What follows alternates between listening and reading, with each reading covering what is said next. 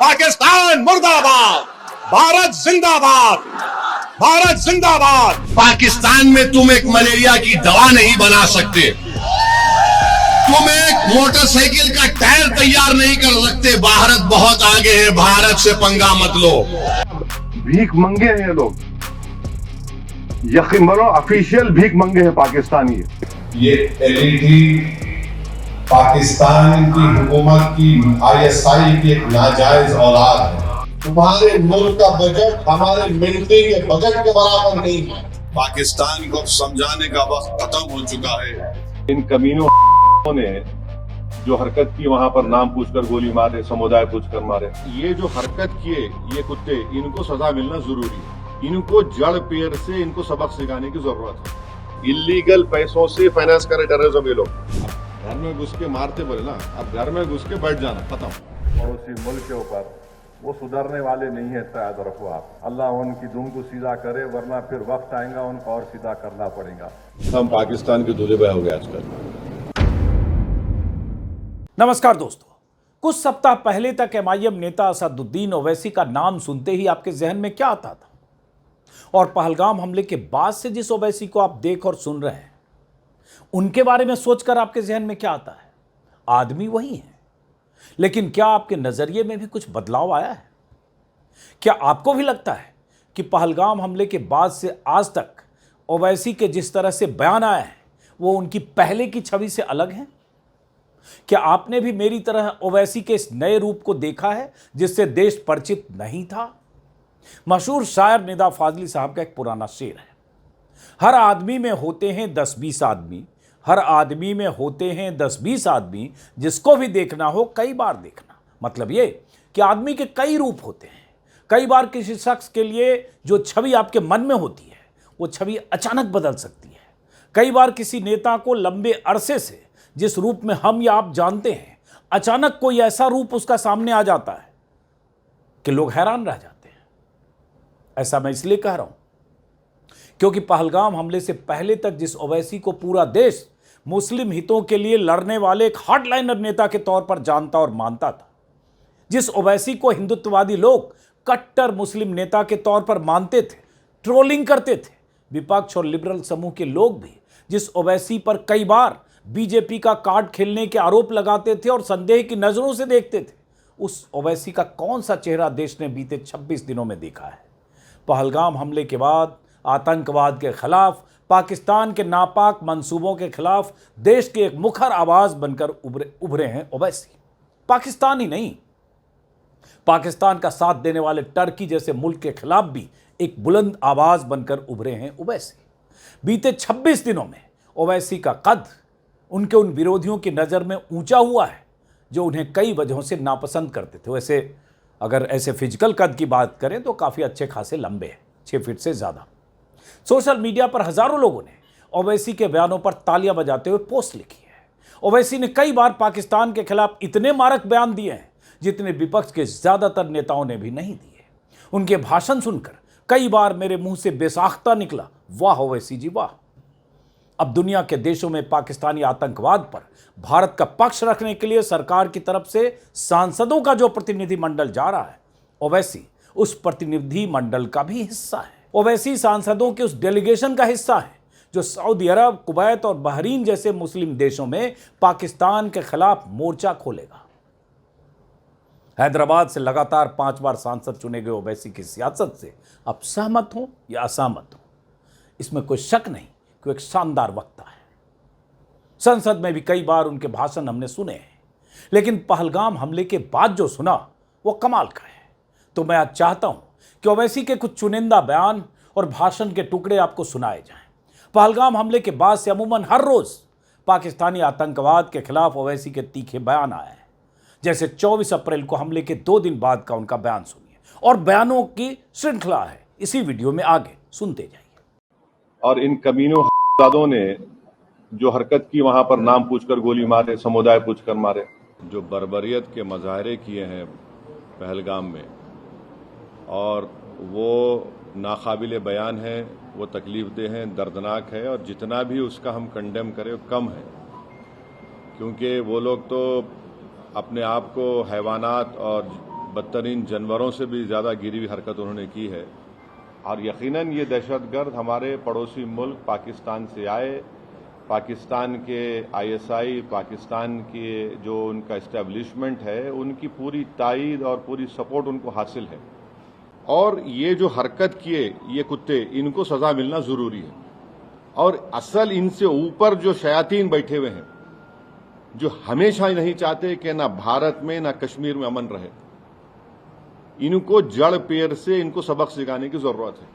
24 अप्रैल को जब ओवैसी ने यह बयान दिया तो सोशल मीडिया पर खूब वायरल हुआ। देश के हर हिस्से में ओवैसी की खूब तारीफ हुई। इसके बाद ओवैसी ने आतंक परस्त पाकिस्तान के खिलाफ लगातार मोर्चा खोले रखा।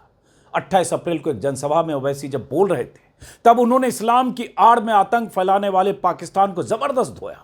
कहा कि पाकिस्तान का इस्लाम से कोई लेना देना नहीं है, हमारे बुजुर्गों ने तो जिन्ना को ठुकराया था। इतना ही नहीं, ओवैसी ने लश्कर तैयबा को पाकिस्तानी हुकूमत और वहां की खुफिया एजेंसी की नाजायज औलाद बताते हुए अपने चिर परिचित अंदाज में पाकिस्तान को उसकी औकात दिखाई। बरसों से पाकिस्तान अपने मुल्क में दहशतगर्दों को ट्रेनिंग देता है भारत के खिलाफ।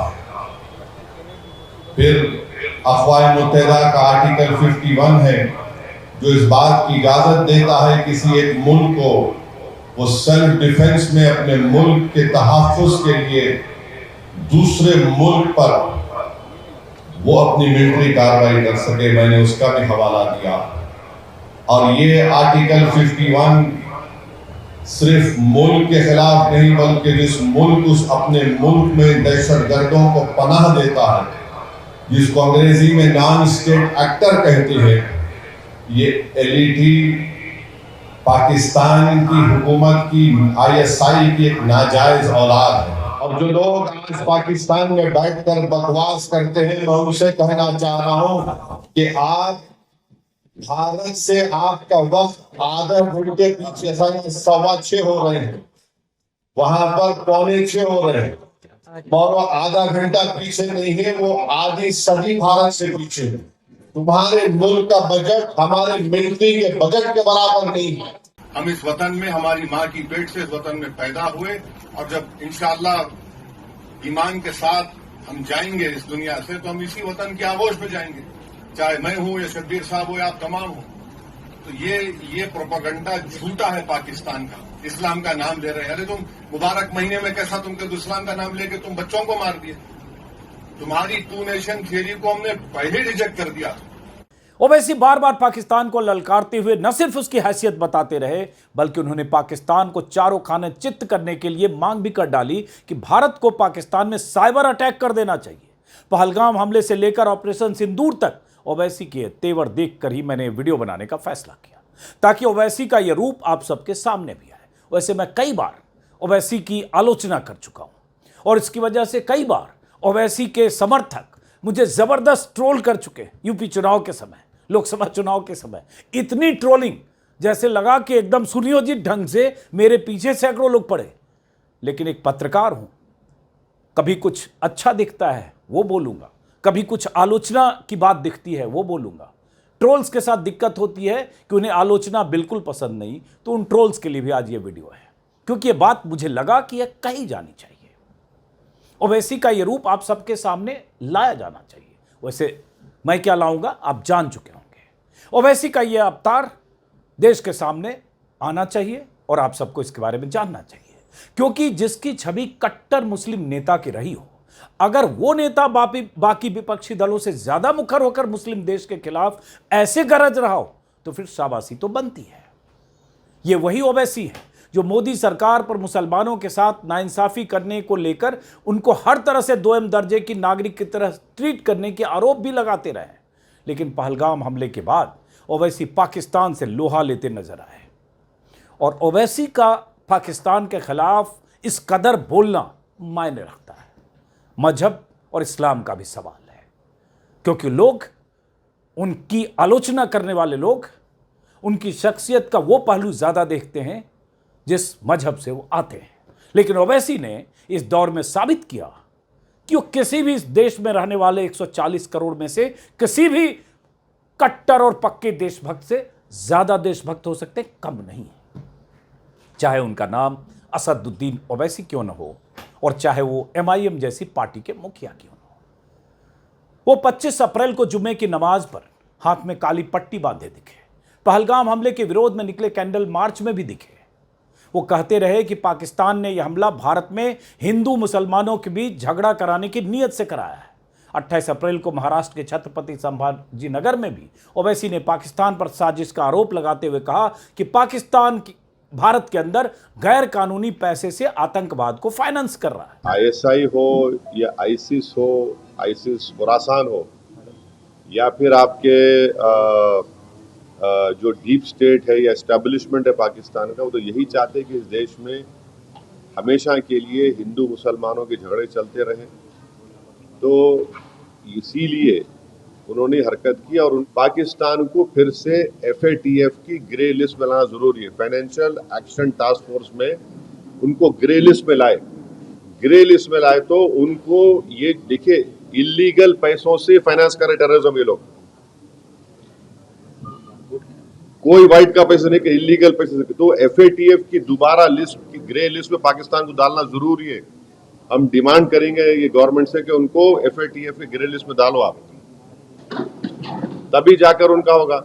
और हम लोग पूरा उन पे साइबर अटैक करना, हमारे पास एथिकल हैकर्स है, हमारे पास नेवल और एयरफोर्स ब्लॉकेट कर सकते, इंटरनेशनल लॉ में कर सकते हम। ओवैसी की जुबान से निकली हर बात में दम था और है। पाकिस्तान के खिलाफ आक्रोश उनके अल्फाजों में लगातार झलकता है। उन्होंने यहां तक कह दिया कि जो देश चीन के पास गिरवी रखा है, जो देश अपनी आवाम के लिए मलेरिया की दवाई नहीं बना सका, जो देश मोटरसाइकिल के टायर तक नहीं बना सकता, वो देश इस्लाम की आड़ में भारत के अंदर बीते 75 सालों से नापाक साजिशें रचता आया है। ये भी कहा ओवैसी। पाकिस्तान में तुम एक मलेरिया की दवा नहीं बना सकते, तुम एक मोटरसाइकिल का टायर तैयार नहीं कर सकते। भारत बहुत आगे है, भारत से पंगा मत लो। अल्लाह का शुक्र है कि हमारे बुजुर्ग नहीं गए वहां पर, वरना इन पागलों को हमको देखना पड़ता। जो लोग गए उनको बर्दाश्त कर रहे हैं। हमको पाकिस्तान से कभी मतलब था, ना कभी रहेगा। अरे ये तुमको शर्म नहीं है कि तुम्हारे मुल्क को चीन के पास गिरवी कर दी हो और तुम इस्लाम की बात करते हो? वो चीन जो जिनजियांग में मुसलमानों को 20 लाख मुसलमानों को कैद में बंद कर दिया, जिनको जबरन सूअर खिलाया जा रहा है चीन में, आज वो मिनिस्टर इस्लाम की कामयाबी की बात करता है। पूरे 26 दिन तक आज की तारीख को जोड़े तो पाकिस्तान के खिलाफ ओवैसी का रवैया ऐसे ही आक्रामक रहा। वो पाकिस्तान के हर एक प्रोपेगेंडा को ध्वस्त करने में फ्रंट फुट पर नजर आए। ओवैसी ने पाकिस्तान को दो टूक लहजे में कहा कि हमने पार्टीशन के वक्त ही 2 नेशन थ्योरी ठुकरा दी थी। जो शरीयत वाली सरकार चाहते थे वो पाकिस्तान चले गए और अमन पसंद लोग यहीं रह गए। ओवैसी यही नहीं रुके, उन्होंने पाकिस्तान को ऑफिशियल भिखमंगा बताते हुए IMF को निशाना पर लेते हुए यहां तक कह दिया कि IMF पाकिस्तान को इंटरनेशनल मिलिटेंट फंड दे रहा है। IMF बार बार ये लोग बोल रहे कि इस्लाम की जंग हो रही है भारत से। कौन सा इस्लाम है तुम्हारा, बताओ? 20 करोड़ मुसलमान भारत में रहते हैं और हनफी फिक़्ह का पूरी दुनिया का सबसे मशहूर आलिम दीन मौलाना खालिद सैफुल्लाह रहमानी हैदराबाद में रहते हैं, सबसे बड़ा आलिम है। आप पहलगाम में आप थोड़ी देर के लिए सोचिए कि औरतों को अलग करना, बच्चों को अलग करके कलमा पढ़ो तुम हिंदू हो या मुसलमान, गोली मारेंगे। ये इस्लाम और एक नाम लेकर एक जंग नहीं कर रहे हैं, ये सिर्फ भारत को हमेशा परेशान करने के लिए 75 साल से हरकतें कर रहे हैं। जो शरीर थे वो तोड़े मुल्क को, जो अमन पसंद थे उस मुल्क में रह गए। अब भीख मंगे हैं ये लोग, यकीन बोलो ऑफिशियल भीख मंगे हैं पाकिस्तानी। IMF से लोन ले रहे जाके $1 बिलियन का।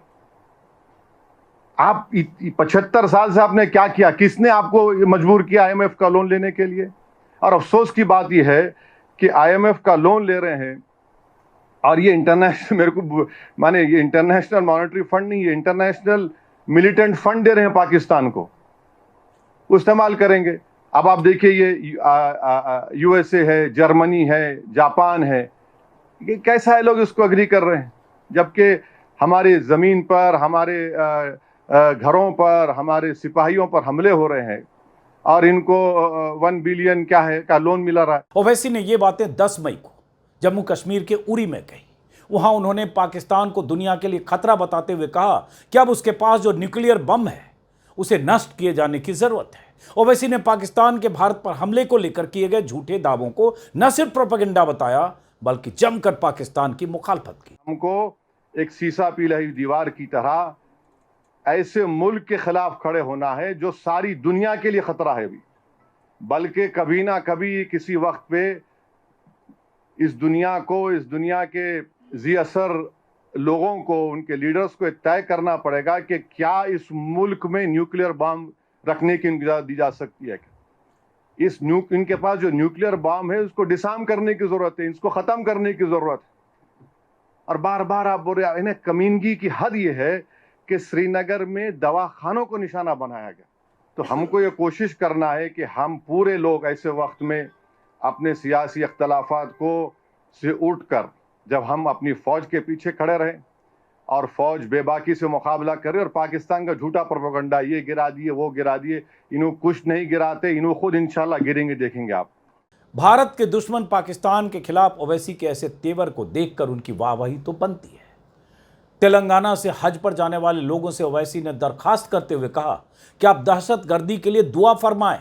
ओवैसी ने कुत्ते से पाकिस्तान की तुलना करते हुए कहा कि वो कुत्ते की दुम की तरह है जिसे सीधा करने की जरूरत है। मुझे हिंद से ठंडी हवा आती है, कि मुझे हिंद से ठंडी हवा आती है।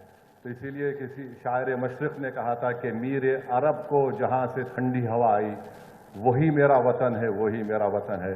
तो इस वतन की सालमियत के लिए, इस वतन की को ताकतवर बनाने के लिए, दहशतगर्दी के खात्मे के लिए और इंसाफ को मजबूत करने के लिए आप दुआ फरमाइए। नहीं मालूम आपकी किसकी दुआ में तो तासीर होगी जो अल्लाह उन दुआओं को सुन ले।